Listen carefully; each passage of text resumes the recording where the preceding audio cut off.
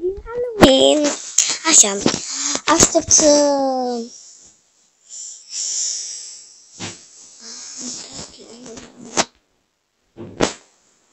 să intru la Denis acasă, deocamdată el iubată o grămadă la ușa lui.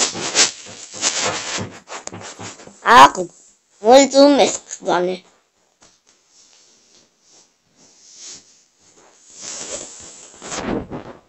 Să văd doctorul aici.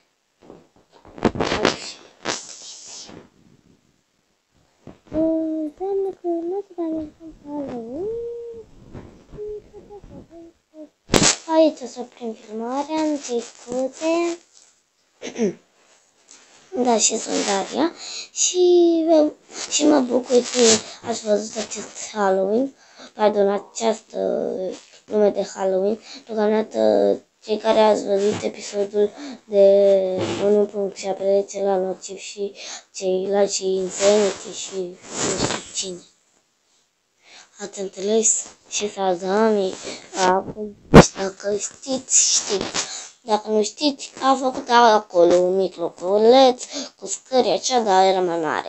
Eu m-am gândit să-l fac așa, mic, dar nu l-am făcut așa de la fel. Acum pot să ieși după nume Denis, că degeaba mai aștept și eu. Și papa, dragii mei!